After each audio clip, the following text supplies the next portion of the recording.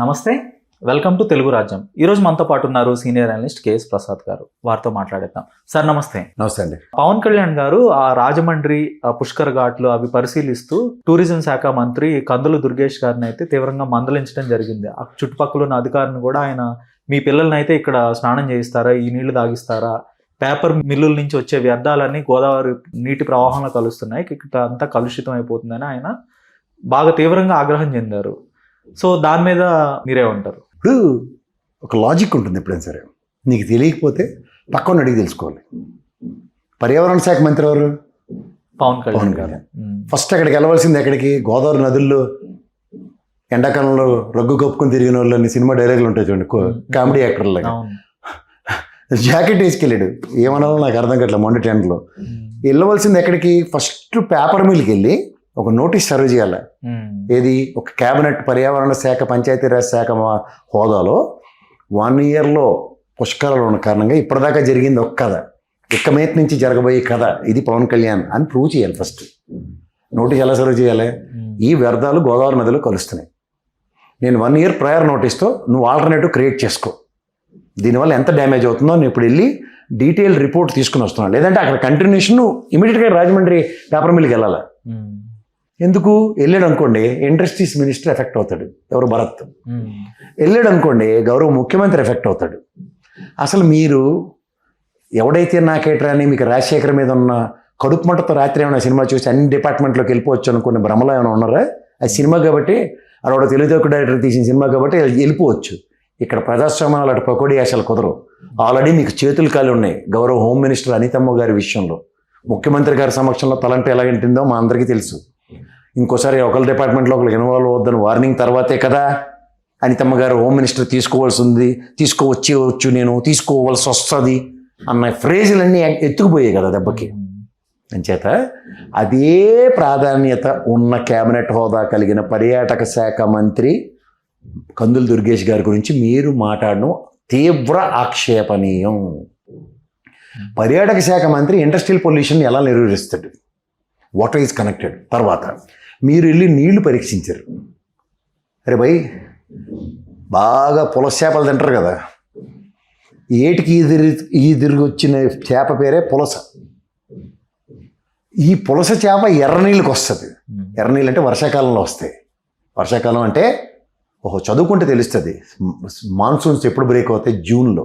Already start అయింది మనకి రోహిణి కత్తిరల తర్వాత. నేను ఇండికేషన్ కూడా వచ్చింది. ఇది తెలియకుండా తలతోక లేకుండా పోయి గోదావరి నీళ్లు పరీక్షించి ఈ నీళ్ళు ఆ నీళ్ళు అంటే ఫస్ట్ కండామినేషన్ ఎక్కడి నుంచి వస్తుంది? పేపర్ బోర్డు దగ్గర నుంచి. దానికి ప్రచారంలో మీరు ఏం చేయబోతున్నారు? ఆన్సర్ లేదు. గతంలో అమర్రాజా బ్యాటరీస్కి నోటీస్ ఇచ్చి గాబరపడ్డారు కదా, అలా నోటీస్ అయినా సర్వ్ అయింది అట్లీస్ట్. దీనికి కార్యాచరణ మీ దగ్గర నుంచి ఏమైనా ఉందా? ఇదంతా ఒక ఎత్తి అయితే దేవాదాయ శాఖ మంత్రి పుష్కరాల్లో నాటి మాణిక్యాలరావు గారు ఆధ్వర్యంలో నిర్వర్తించిన పుష్కరాలు మాకు తెలిసే విషయం. ఇప్పుడు మళ్ళీ మన మాట పర్యాటక శాఖ మంత్రి అండ్ సినీ ఫోటోగ్రఫీ మినిస్టర్ మా కందులు దుర్గేష్ గారు. ఆయన్ని మీరు పార్టీ ఆఫీస్లో కూర్చోపెట్టి, అరే భయ్ మనం ముగ్గురం ఈసారి క్యాబినెట్లో జనసేన పార్టీ నుంచి ఉన్నాం, ఎక్కడ? పార్టీ ఆఫీస్లో కూర్చోబెట్టుకుని, లేకపోతే ఈయన ఛాంబర్లో వాళ్ళని పిలిపించుకొని, గతంలో ఈ బోయపాట్లాటోడు వచ్చి చేసిన ఓవర్ యాక్షన్కి 19 ప్రాణాలు పోయాయి. ఈసారి నువ్వు సినిమా ఫోటోగ్రఫీ మినిస్టర్గా చంద్రబాబు గారు అడిగినా, లేదంటే మన పార్టీ విధానం ఇదని చెప్పి ఫుడ్ డౌన్ చేసి చెప్పు అని అక్కడ గదమాయించి చేతనైతే. అంతేకాని ప్రజాబాహుళ్యాల్లో ఒక డిప్యూటీ సీఎం అన్నది అలా సినిమాలో బ్రహ్మానందం గారు పద్మశ్రీ పెట్టుకున్న దాంతో సమానం. అది కాన్స్టిట్యూషన్ పదవి కాదు. గౌరవ క్యాబినెట్ మంత్రి హోదా మీకు. పంచాయతీరాజ్ శాఖ, పర్యావరణ శాఖ, అటవీ శాఖ మీ పర్యావరణలో ఉన్న మంత్రి వర్గం మీరు. ఈక్వలెంట్ క్యాబినెట్ హోదా కలిగిన పర్యాటక శాఖ మంత్రి Kandula Durgesh garu. Civil supplies minister Nadendla Manohar. Civil supplies మినిస్టర్కి పుష్కరాలతో ఏంటి సంబంధం? పెద్దానికి ఎందుకు లగెత్తుకుని పోతున్నాడు మీతో పాటు? అది మీ పర్సనల్, నాకు సంబంధం లేదు. ఆయనతో ఎందుకు మాడవలసి రావట్లేదు, ఈయనతో ఎందుకు మాడుతున్నారు? ఏమైనా మీ దర్పం చూపిస్తున్నారు ఆయన దగ్గరికి? లేదా కాకపోతే మీరు చీఫ్ మినిస్టర్ అయిపోయినప్పుడు ఎలా ఉంటానో అని రిహార్సల్ వేసుకోవడానికి వెళ్ళారా? అసలు ముఖ్యమంత్రి గారికి అలా వర్మ గారు చిన్న ఫోటో పెట్టారని కాదు, ముఖ్యమంత్రి గారి స్థాయికే క్యాబినెట్ హోదా కలిగిన మినిస్టర్ని గదమాయించడానికి 3 సార్లు ఆలోచిస్తాడు ఆయన. అలాంటిది ఒక డెలిబరేషన్ ఇన్ ఫ్రంట్ ఆఫ్ ఏది అధికార గణం ఉందా? It is quite ridiculous. అంటే నీ సామాజిక వర్గంలో నీకన్నా పొలిటికల్ ఏరాలో ముందు నుంచి సీనియర్గా ఉన్న కందులు దుర్గేష్ గారు ఎప్పటి నుంచి ఎమ్మెల్యే మాకు తెలుసు. ఆయన స్థాయి ఏం చిన్నది కాదు. స్థాయిని తగ్గిస్తుంది ఎవరు? మీరు. ఎందుకు? మీ స్థాయి పెరగట్లేదు కాబట్టి. గమనించారా మీరు? సో రాజమండ్రి ఎమ్మెల్యే అయినంత మాత్రానే ఎమ్మెల్యే స్థాయి కాదు అక్కడ, క్యాబినెట్ హోదా మంత్రి. క్యాబినెట్ హోదా మంత్రికి ఎమ్మెల్యేగా అక్కడ ఆ పర్యావరణానికి సంబంధించింది ఎన్నిసార్లు రిప్రజెంటేషన్స్ ఇచ్చాడు, దాని మీద నువ్వు అంతర్గతంగా ప్రక్షాళించుకో. పర్యావరణ శాఖ మంత్రిగా ఆయన పిలిపించుకో. స్థానిక ఎమ్మెల్యే హోదాలో రా, not as a cabinet minister అని చెప్పు. రివ్యూ రిపోర్ట్ అడుగు. ఆల్రెడీ సర్వ్డ్ నోటీసెస్ తర్వాత కందులు దుర్గేష్ గారి కన్సర్న్తో మేము చేస్తున్నాం సార్ అని పేపర్ బోర్డు నీకు చెప్తే అప్పుడు చెప్పు. ఏంది ఇది? లేదా గతంలో అనితమ్మ గారు సింహాచలంలో ఒక మినిస్టర్ ఆఫ్ డెలిగేషన్లో ఇన్ఛార్జ్ మంత్రిగా పనిచేసింది ఆవిడ. అక్కడ సింహాచలం ఘటనకి ఆవిడదే బాధ్యత.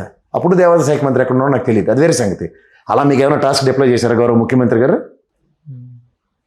ఆన్ వాట్ కెపాసిటీ మీరు వెళ్ళారు? అది కూడా పబ్లిక్ డొమైన్లో. కందులు దుర్గేష్ గారిని అవమానం చేయడానికి మీకు ఎవడిచ్చాడు హక్కు? మాకు ఆయనకి ఎంత కాదన్న క్యాబినెట్ మినిస్టర్ అయినా, ఏపీ స్టేట్ క్యాబినెట్ మినిస్టర్, సహచార మంత్రి. ఎస్, సహచార మంత్రిని సహచార మంత్రి గదమాయించొచ్చా? కాన్స్టిట్యూషన్లో ఎక్కడైనా ఉందా? మీ అందరికీ క్యాపిటల్ లాంటి గౌరవ ముఖ్యమంత్రి ఉన్నప్పుడు మీరు ఉప ముఖ్యమంత్రి అనేది కేవలం రాజ్యాంగ పదవి కాదు, కేవలం అలంకారప్రాయంగానే. అంచుకు తొగరంటారు చూడండి, చీర అంటాం కానీ పట్టు చీరకి ఎలాంటి అంచు ఉంది అన్నది మాట్లాడాం కదా, అలాంటి అంచులేడు పదవి అది. అంచు తగిలించారు అంతే, టెక్నికల్ చీరకు ఫాల్ కుట్టినట్టు. ముఖ్యమంత్రి అన్నదానికి ఉప ముఖ్యమంత్రి అన్నది చీరకు ఫాల్ లాడదు నా దృష్టిలో.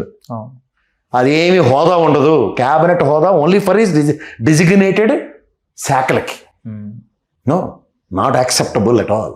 ఇదంతా ఒక ఎత్తి అయితే ఇంకా తెలివి తక్కువతనంగా మాట్లాడేది పోలీస్ డిపార్ట్మెంట్ ఏం స్టేట్మెంట్ ఇచ్చిందో తెలీదా? కేసులు మీరు కట్టారు, మీ సింపథైజర్స్ కట్టారు కాకినాడలో. I'm not denying about Nageswara Rao garu. Police department మేమే డిప్లాయ్ చేయలేదు, ఎవరు ఆంధ్రప్రదేశ్ నుంచి వెళ్ళలేదని చెప్పారు. నేను నాగేశ్వరరావు గారికి ఇక్కడ డీజీపీ ఆఫీస్ నుంచి ప్రొటెక్షన్ ఉంది. జర్నలిస్టులు ఆల్రెడీ ఇక్కడ కేవీఆర్ అనే ఒక చిన్న జర్నలిస్ట్కే ఎలాంటి సమూహాలు ఎదుర్కొన్నారో పోలీసులు తెలుసు. నాగేశ్వరరావు గారికి భయం అన్నది కాన్సెప్ట్ లేదు, నేను ఎప్పటి నుంచో చెప్తున్నాను. ఆయన దాన్ని ఏమంటారు, తిరుమల లడ్డు విషయం కానీ కాళేశ్వరం విషయంలో కానీ ఆయన ప్రభుత్వాలను ఎదిరించిన వ్యక్తి. అయినా ఒక స్థాయి కలిగిన వ్యక్తి ఎమ్మెల్సీ అన్న దగ్గర ఇన్ని గమనించకుండా ఏ ప్రాతిపదిక మీద ఆయన మీరు పోలీసుల్ని నేను ఆపుతున్నాను, వెళ్ళొద్దు అంటున్నాను, ఎందుకు ఈ ఓవర్ యాక్షన్? చట్టం అనేది తన పని తను చేసి వెళ్ళనివ్వాలి. పవన్ కళ్యాణ్ గారు ఎవరు ఆ పోలీసులను ఆపమనటానికి? తప్పు చేస్తే నిజంగా అయితే చట్టం అయితే చర్యలు తీసుకోవాల్సిందే కదా. ఇప్పుడు ఇది కూడా ఒక ప్రశ్న కదా. అంటే ఫస్ట్ ఆ కేసు విత్డ్రా చేయించాలి కదా ఆయన దగ్గర. ఈ పరిధిలో ఉన్నది ఆ కేసు విత్డ్రా చేయించడం. అవును, ఐదర్ మీ సింపథైజరో లేకపోతే మీ జనసేన కార్యకర్తతోనూ విత్డ్రా చేయించి అప్పుడు నాగేశ్వరరావు గారు నాకు చాలా అత్యంత ఆత్మూడి అని పకోడి కబుర్లు చెప్పు. కేసు స్టాండ్ స్టిల్, పోలీస్ వ్యవస్థ తన పని తను చేస్తుంది. ఎగ్జాంపుల్ మాట్లాడదాం. ఇప్పుడు మీరు అసందర్భ పేలాపనలో పోలీస్ వ్యవస్థ మీరు పంపించలేదన్నా సరే పోలీస్ వ్యవస్థని క్లస్టర్స్లోకి తీసుకున్నట్టే కదా మీరు. మళ్ళీ హోంశాఖలో మీకేం పని? అవును, ఇప్పుడు ఎంతమ్మ గారు చెప్పారు అనుకోండి, statement valid, I accept it. అంటే వ్యవస్థల్ని బైపాస్ చేసుకొని మీరు నిర్ణయాలు తీసుకోవడానికి అయితే మీకు ఆయన ఇండిపెండెంట్ డిస్కషన్స్ లేవు. ఉన్నాయనుకో భ్రమల్లో ఆయన ఉన్నాడు, అది ఆయన తప్పని చెప్తున్నా. ఇక్కడ మీరు ఇంకో పాయింట్, మీరు ఇది జాగ్రత్తగా గమనిస్తే ఇక్కడ జర్నలిస్ట్ సామర్థ్యం ఆల్రెడీ పోలీసు వాళ్ళకే చూపించారు. అలాంటిది నాగేశ్వరరావు గారి దగ్గర ఎంతోమంది నాలాంటి ఏకలవ్య శిష్యులు ఉన్నారు, ఆయన నిజంగా ఆయన దగ్గర చదువుకున్న శిష్యులు ఉన్నారు. ఆయన ఇవాళ ఒక స్టాల్ పర్సనాలిటీ, బీజేపీ లెటర్లు మీరే చెప్తారు కదా ఆయన ఇంటికి పెళ్లికి ఎగేసుకుని పోయామని. దీనికన్నా ముందు ఫ్యాక్ట్ ఫైండింగ్ కమిటీలో జయప్రకాష్ నారాయణ ఉండవల్లి అండ్ నాగేశ్వరరావు గారు, విశ్వనాథ్ గారు అనే ప్రొఫెసర్ గారు, ఈ లెటర్లు అందరూ ఉన్నది నాకు తెలుసు కదా. అప్పుడు మీరే కదా 79,800 కోట్లు ఎంత ఎస్టాబ్లిష్ చేసిన తర్వాత ఆంధ్రప్రదేశ్కి రాష్ట్రానికి ఎంత అన్యాయం జరిగిపోయిందని చెప్పిన మహానుభావులందరూ మీరే కదా. అప్పుడు బాగున్నాడు నాగేశ్వరరావు గారు, మీకు అప్పుడు నచ్చాడా? ఇప్పుడు ఒక బ్రహ్మాండమైన కోర్ట్ ఆపరేషన్ రచించారు. ఉన్నది ముగ్గురు, అమిత్ షా గారు, నాదెండ్ల మనోహర్ గారు, మీరు. మీ ముగ్గురు విషయంలో మీరిద్దరూ చాలా సేఫ్ గేమ్ ఆడి మా నాగేశ్వరరావు గారితో స్టేట్మెంట్ విత్డ్రా చేయించుకున్నారు, నాట్ అపాలజీ. ఏంటి స్టేట్మెంట్ విత్డ్రా చేయించారు, నాట్ అపాలజీ. మరి అమిత్ షా గారిని కాపాడేదెవరు? అంటే అమిత్ షా గారు చెప్పారని అర్థమే కదా మా నాగేశ్వరరావు గారికి. లేదా మీరిద్దరిలో ఎవరొకరు చెప్పారు. ఈ డెలిబరేషన్స్కి మీ దగ్గర సమాధానం లేక ఏది పడితే అది కథకల్లాడితే కుదరదు కదా. పైపచ్చు కొన్ని వెబ్సైట్లు ఉన్నాయి, తొక్క తీసేస్తాం, తోలు తీసేస్తాం. ఎవరు భయం పడతారు? ఒక జర్నలిస్ట్ పెన్ను పట్టుకుని రాశాడంటే, ఒక జర్నలిస్ట్ గలం వైపు మాట్లాడాడంటే భయం పడితే ఆడు జర్నలిస్ట్ కాదు. ఏ ఉపద్రవాళ్ళని ఎదుర్కోవడానికి సిద్ధంగా ఉంటారు. ఆఫ్టర్ ఆల్ జర్నలిజం చదివి నాకే ఇంత ఇది ఉంటే నిజంగా ఆన్ ఫ్రంట్ పనిచేస్తున్న వాళ్ళకి ఎంత ఉంటుంది? Don't undermine, don't under estimate journalist. Informations అంటావు జర్నలిస్టులకి 100 వస్తాయి. నేను నిన్న కూడా చెప్పా, TV5 మూర్తి గారు అప్పుడు గతంలో మహామూర్తి గారు అనేవారు. బ్రహ్మాండమైన స్టింగ్ ఆపరేషన్ చేశారు, కోడి పెట్టలు పట్టుకున్నారు మీకు. మేనేజ్మెంట్ ఈల్డ్ అయింది. దానికైనా ఇలా మొహం మీద కాయ తీసి వచ్చి వేరే ఛానల్లో జాయిన్ అయ్యాడు. ఎక్కడైనా తగ్గాడా? ఆ మచ్చ మీ మీద ఉంది, చేతనైతే చెరుపుకోండి. జర్నలిస్ట్ కాంప్రమైజ్ అవుతున్న భ్రమల్లో ఉన్నందుకు భ్రమలు వీడుకోండి వెన్నపాలు, అంతకనే కేట్లేదు.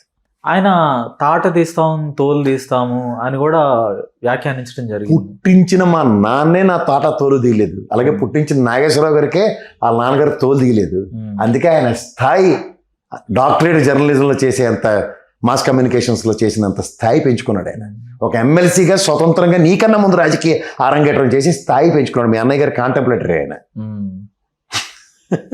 ప్రజాబాహుళ్యంలో కక్కలు డొక్కలు తిని నడ్డాలటోడు కూడా ఆయన ఇంటికి వచ్చిన స్థాయి అయింది. అంచేత ప్రాపకం కోసమో లేదంటే ఏదో ఎదుగుదల కోసం ట్రై చేసే వ్యక్తి అయితే నాగేశ్వరరావు గారు కాదు. ఆ భ్రమల్లో ఉంటే భ్రమలు వీడుకోండి. సో ఇవన్నీ కేటగారికల్గా మీ అవగాహన రాజ్యం టువర్డ్స్ ప్రజాస్వామ్యం మీద శూన్యం అని మీకు మీరు ఒక ప్లేట్ నిండా వడ్డించిన విస్తరలో నా చేతకాంతానం ఇదని ప్రజలకు వడ్డించి వంట వార్చి వడ్డించకండి.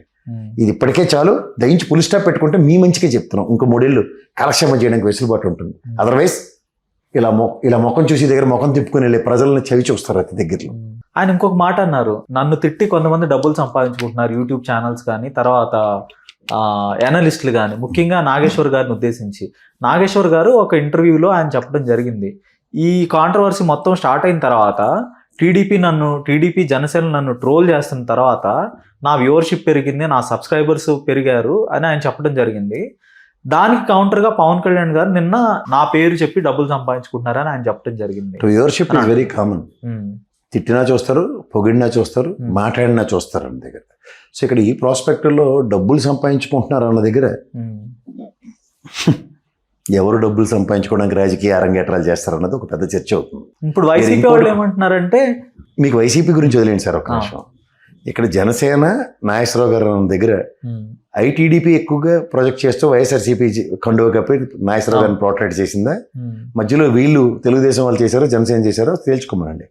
ఇదంతటికీ బీజేపీ ఎందుకు సైలెంట్గా ఉందో మళ్ళీ ప్రశ్నిస్తున్నాను నేను ఒకటి పనికొచ్చినాడు బీజేపీ నుంచి.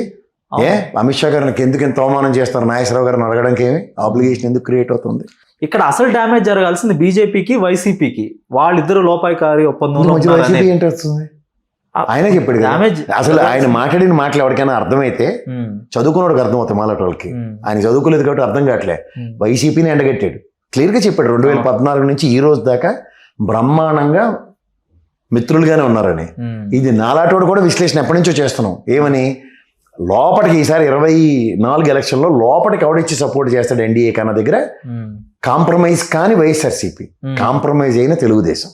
దానివల్ల ఏమైంది, రాష్ట్రపతి గారి డిస్కషన్ తీసుకోవడానికి వెసులుబాటు వచ్చింది. 12 సీట్లే తేడా ఎన్డీఏకి ఎన్డీఏ కూటమికి. ఆ డిస్కషన్ మొన్న విజయ్ మీద ఎందుకు తీసుకోలేపారు, తమిళనాడు ముఖ్యమంత్రి మీద? అప్పుడు 11 కదా గేమ్. మీరు బాగా అవహేళన చేసే వైఎస్ఆర్సీపీకి 11 కదా, ఇక్కడ 12 కదా. 12, 11కి ఒకటే కదా తేడా. 12 వల్ల ఏం ప్రయోజనం లేదు, 11 వల్ల ఏం ప్రయోజనం లేదు. కానీ అవకాశాన్ని 12కి సంబంధించిన విషయంలో ప్రెసిడెంట్ ఆఫ్ ఇండియా గారు తీసుకున్న డెసిషన్ వెసెస్ గవర్నర్ తీసుకోని డెసిషన్ డిబేట్ ఎప్పుడైతే స్టార్ట్ అయిందో, కాంప్రమైజ్ అయిన గవర్నర్ రీత్యా అధికారం విజయ్ గారికి వచ్చింది. సేమ్ నరేంద్ర మోడీకి అలాగే అధికారం వచ్చింది. ఈ విషయాలు ప్రజాస్వామ్యంలో చర్చలు ఎక్కడ తెరలేపబడతాయి అన్న దగ్గర ప్రొఫెసర్ నాగేశ్వరరావు గారికి తెరలేపిన ఉదంతాలు ఇవన్నీ ప్రజాబాహుళ్యంలో తీవ్ర చర్చనీయాంశాలు కాబోతున్నాయి. వేదిక క్రియేట్ అవుతుంది. దట్ ఈజ్ వాట్ జర్నలిస్ట్ కోణం. ఎవడ పడితే పెన్ను కాగితం ఉంది కదా జర్నలిస్ట్ కోణం అని రాసేయడం కాదు, పొగుడి కబుర్లు శనాదివారాలు చెప్పుకోవడం, కాలక్షేపం చేసుకోవడం కాదు.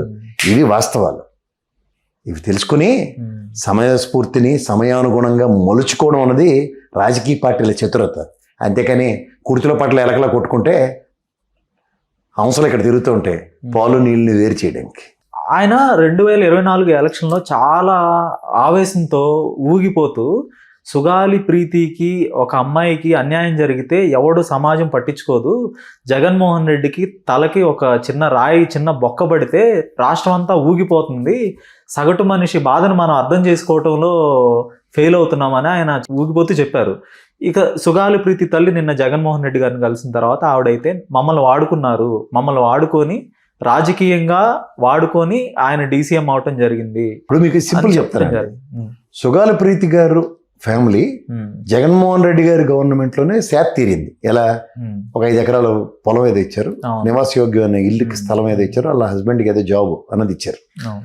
కానీ ఆవిడ ఆక్రందన ఏంటంటే సుగాల ప్రీతిని ఎవరైతే చెరిచి చంపారో వాళ్ళకి శిక్ష పడాలి అన్న దాని మీద పవన్ కళ్యాణ్ ఊగిపోయారు అన్నది మీరే చెప్తున్నారు. నేను చూశాను. ఉమ్, సుగాలి ప్రీతి అన్న అంశాన్ని ఎన్నిసార్లు చర్చించిన దగ్గర గవర్నమెంట్ రాగానే ఆవిడ ఫస్ట్ యాంటిసిపేషన్ ఏముంటుంది, వీళ్ళు ఒక సిబిఐ ఎంక్వైరీకి దాని మీద పిలుపునిస్తారు. ఉమ్, వాళ్ళ అమ్మాయి ప్రాణం ఆయిషా మీరా ఉంది, ఆవిడ వాళ్ళ అమ్మగారు నిరంతర పోరాటం చేసింది. ఎవరు? మన సినిమా యాక్టర్ ప్రత్యూష వాళ్ళ అమ్మగారు. ఈ రోజుకి కూడా వాళ్ళు దే ఆర్ నాట్ హ్యాపీ.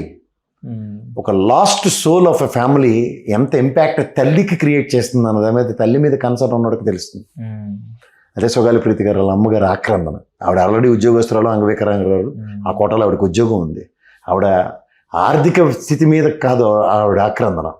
ఆవిడ ఆక్రందన సుగాలి ప్రీతి అనే చిన్నపిల్ల చనిపోయిన దానికి న్యాయం కోసం పోరాటం చేస్తుంది. ఉమ్, ఇది గ్రహించింది ఎవడు? పవన్ కళ్యాణ్. వాళ్ళ ఎమ్మెల్యే ఎవరో ఏది పడితే అది మాట్లాడితే కూడా ఖండించలేని నిస్సహాయ స్థితి అంటే ఏం చెప్పాలా?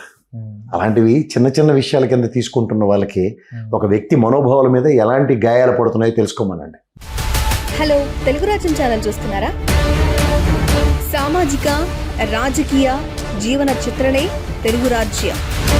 అతిశయోక్తులు, అసత్యాలు ఉండవు. రాజకీయ కోణం కాదు, ప్రజా కోణమే కొలబద్ద. తెలుగు రాజ్యం వీక్షణ మీ ఉత్తమ అభిరుచికి నిదర్శనం.